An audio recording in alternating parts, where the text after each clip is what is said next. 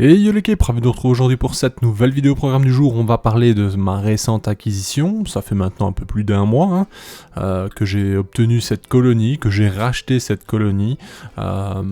Pour tout vous dire, je l'ai racheté au prix d'une colonie qu'on pourrait acheter avec 30 ouvrières, c'est-à-dire que par rapport au marché actuel, généralement chez Gigantiops Destructor, l'espèce donc qui est dans ce terrarium, on est sur plus ou moins 400 €. 400 €, oui, pour une reine et 30 ouvrières environ, parfois un peu plus, parfois un peu moins, vous voyez l'idée, mais c'est plus ou moins les prix actuels. Ben, dites-vous que moi j'ai racheté la colonie complète, donc avec son terrarium, etc., les plantes et autres, au prix de 400 €. Donc j'ai saisi une très belle opportunité, j'ai donc laissé celle-ci se reposer tranquillement de son voyage, j'ai été la chercher en personne, j'ai donc observé comment ça se passait, qu'est-ce qu'il y avait à l'intérieur, combien d'ouvrières, etc., quelques petites estimations. Ce qui est cool, c'est que c'est un terrain planté, chose que je ne fais jamais, parce que j'ai tout simplement jamais fait ça, qu'on soit clair. Et donc c'est assez chouette, ça les amène dans une autre dimension qui est très agréable, notamment avec Gigantiops Destructor. Petit rappel de cette fourmi assez fantastique, c'est donc la fourmi qui apparemment aurait la meilleure vision actuellement connue. J'aime, vous savez, mettre des guillemets sur ça, on sait jamais, on peut tomber sur une fourmi incroyable qu'on ne connaît pas encore, sachant qu'on estime que voilà, il y a encore au moins des milliers de fourmis qu'on ne connaît pas et qu'on n'a pas encore formellement identifiées, enfin bref. Et donc cette fourmi nous vient d'Amazonie, celle-ci particulièrement je ne saurais vous dire, peut-être que je le savais et que j'ai oublié le lieu, mais bon, dans tous les cas, en Amazonie on peut aussi les trouver en Guyane, généralement ça nous vient de Guyane, il y en a beaucoup qui sont récoltés là-bas, mais sinon voilà, vous avez l'idée, vous avez le pays, etc., ou du moins le continent. C'est une fourmi qui a tendance à très bien chasser d'ailleurs à l'aide de sa vision, on peut l'observer. Bon, il y a un truc qui est fun à faire, mais qui est compliqué dans le sens où généralement c'est un risque. Je vais vous parler des drosophiles. Les drosophiles malheureusement sont très souvent parasités, du moins par chez nous. Lorsqu'on achète ceux-ci, on peut voir directement un développement d'acariens, que ce soit des acariens détritivores qui ne sont pas un grand problème, mais des acariens suceurs, là c'est un autre souci. C'est d'ailleurs pour ça que c'est comme ça que j'ai parasité plusieurs de mes colonies. Mais revenons-en au sujet principal. Lorsque vous avez une souche de drosophile en bonne santé qui n'est pas parasitée, ça peut être génial pour observer notamment les gigantiops chassés, parce que oui, elles chassent à vue, donc elles vont suivre les drosophiles, se lancer dans une traque infernale jusqu'à temps qu'elles vont l'attraper avec leurs mandibules. Donc ça c'est plutôt cool à observer. On peut également leur mettre tout simplement des colamboles, elles vont consommer les colamboles, pareil, lors d'une petite agitation, elles vont profiter de celle-ci et sauter dessus. D'ailleurs, chose et fait intéressant avec les Gigantiops Destructor, c'est que pour se déplacer, elle saute de temps en temps et vous allez pouvoir l'observer dans la vidéo. Ça c'est assez cool, c'est vrai que c'est une fourmi qui mine de rien n'hésite pas à se promener, à aller justement découvrir son territoire. En termes de population, on est... moi je dirais qu'on peut atteindre le millier, environ, vraiment sur de très grosses colonies. Actuellement, je possède 4 colonies à la maison de Gigantiops Destructor. Certains vont se dire pourquoi 4, à ce prix-là surtout. Figurez-vous que c'est pour tenter de reproduire celle-ci. Je vous dis les choses. Mon but c'est vraiment la reproduction des Gigantiops Destructor. J'adorerais réussir cela. J'ai déjà fait plusieurs tests, mais pas avec de grosses colonies. Donc maintenant que mes colonies commencent à bien grossir, je vais pouvoir m'y atteler rapidement. D'ailleurs, vous pouvez observer ici à l'instant même une princesse.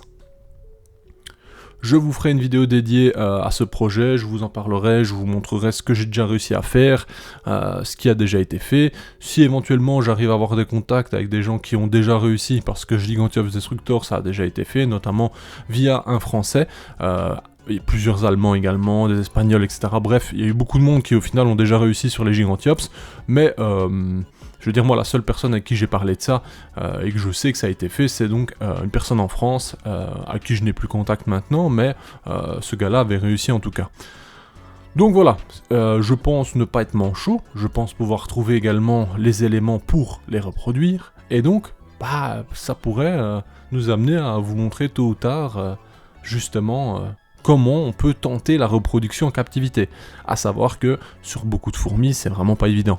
Les Camponotus notamment, c'est vraiment compliqué.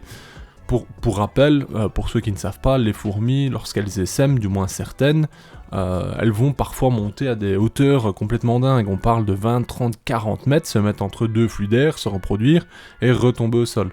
Alors ce n'est pas toutes les fourmis qui font ça, mais généralement c'est quand même des conditions de s'envoler, etc. C'est pour ça qu'elles ont des ailes d'ailleurs. Bref, donc ça complique un peu les choses. Mais bon, peut-être qu'un jour ou l'autre on y arrivera, j'en sais rien. En tout cas, pour l'instant, oui, il y a déjà des essais qui ont été faits sur pas mal d'espèces. Sur les Camponotus, c'est clairement un échec, soyons clairs. Mais pour d'autres, ça s'est très bien passé. Notamment, j'entends par là les Arpegnathos, il y a eu également les Ectatoma, bref, plusieurs Neoponera aussi, où il y a eu des réussites en termes de reproduction.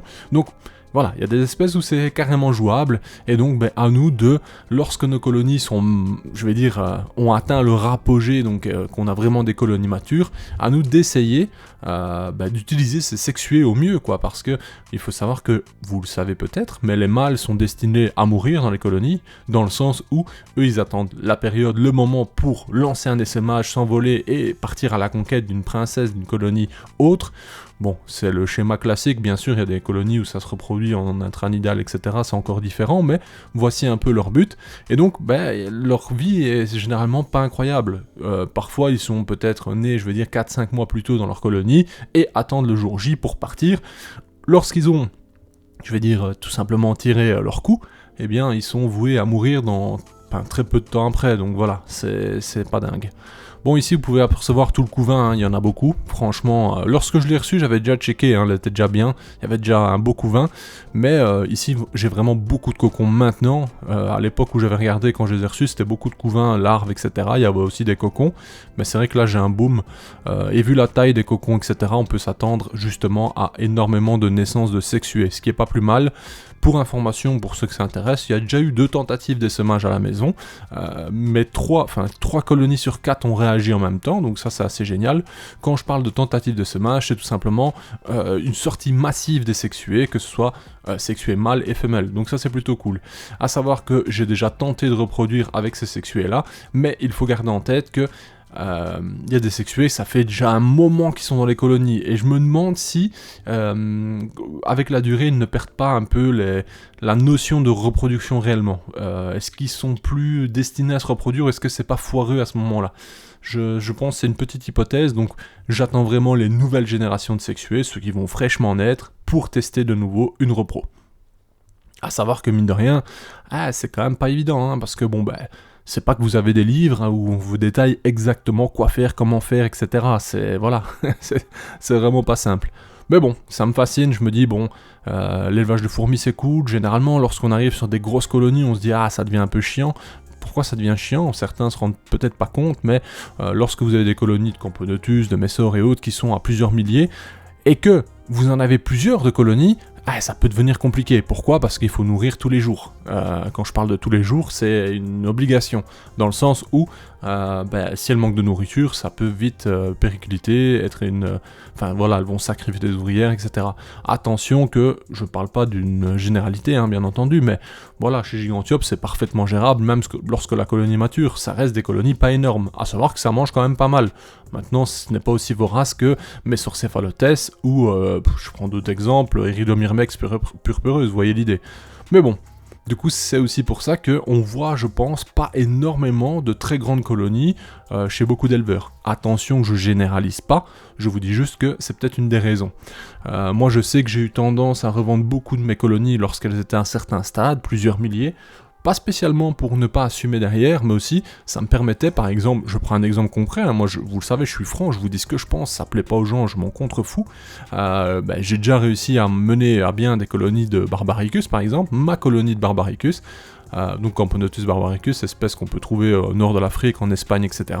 Espèce relativement courante, qui coûte à l'achat peut-être 5-10 €, et encore je l'avais eu gratuitement via le site espagnol, je ne sais même plus le nom, où ils vous offrent une fourmi gratuite, qu'importe.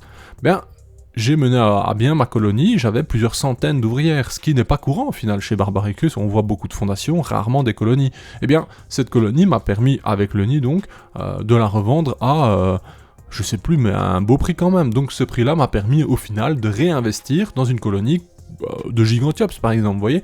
C'est comme ça que j'ai pu financer en soi mes grosses espèces et mes espèces rares, parce que je ne souhaitais pas non plus dépenser des sommes et des sommes dans des fourmis qui, au final, pourraient mourir sur un claquement de doigts, vous voyez l'idée. Chose qui est arrivée beaucoup sur ma chaîne ces derniers temps, vous l'avez constaté par vous-même, ceux qui regardaient le contenu souvent, j'ai malheureusement dû faire face à des arrivées où, je vais dire, les importations étaient douteuses. Je ne pointe du doigt personne, et heureusement j'ai aussi travaillé avec des gars qui étaient carrés comme Ment, où, oui, je recevais des fourmis qui franchement, c'était un pillage, et c'est un pillage encore, et ça arrivera malheureusement encore et encore avec d'autres colonies, pas spécialement pour moi, mais plein de gens. Et des fois c'est vraiment foireux, vraiment foireux. Et donc vous perdez 5, 6 mois à essayer de les relancer, et au final vous vous rendez compte que non, en fait vous avez une reine pas fécondée, et que, et X, Y problème. Donc c'est vrai que tout ça, ça vous fane un peu, ça vous mine un peu, et lorsque vous investissez des sommes, notamment sur des espèces comme ça très rares, et bien si vous perdez tout, ça mène à l'arrêt de certains éleveurs. On l'a déjà observé, beaucoup de gens ont arrêté l'élevage à cause de ça, parce qu'une espèce leur fait rêver, c'est le rêve absolu. Elle coûte, j'invente, mais 700 €. Ils mettent les 700 €, et au final, ça ne va pas. Ils perdent cette somme, et au final, ils perdent pas mal de temps de leur vie également. Bref, c'est un engrenage, un cercle vicieux. C'est pour ça qu'il faut faire attention. Alors ici, petite mise en lumière aussi d'un autre détail. Lorsqu'on a des setups comme ça qui sont bien plantés, etc., on peut y amener des éléments de décoration, notamment, vous voyez, les morceaux de bois, des feuilles, etc., tout ça, ça peut mener à avoir des acariens, et des tonnes d'acariens. Alors cette fourmilière, lorsque j'ai fait l'acquisition, est remplie d'acariens comme ceci.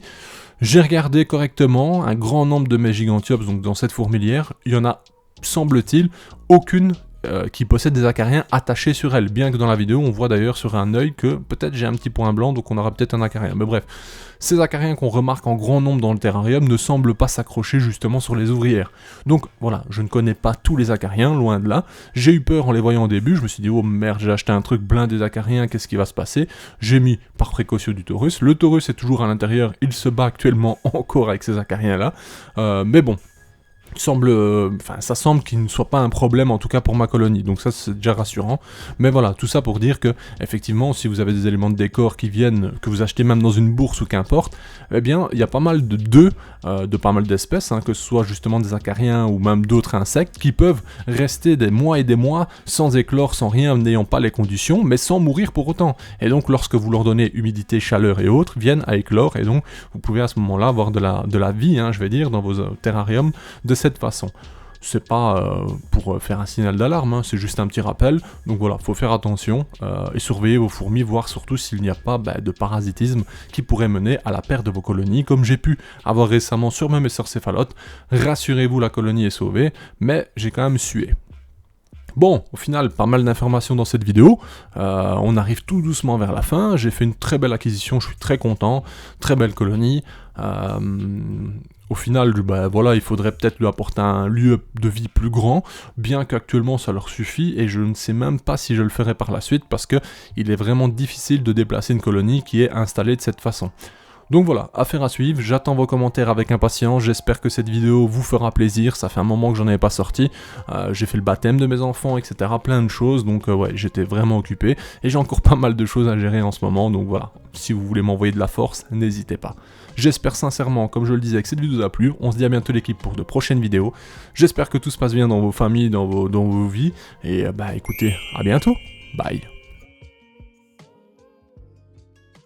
Hey, si toi aussi tu as apprécié la vidéo, n'oublie pas de t'abonner, de laisser un like, voire un commentaire, ou même de nous suivre sur les réseaux. Merci et à bientôt l'équipe.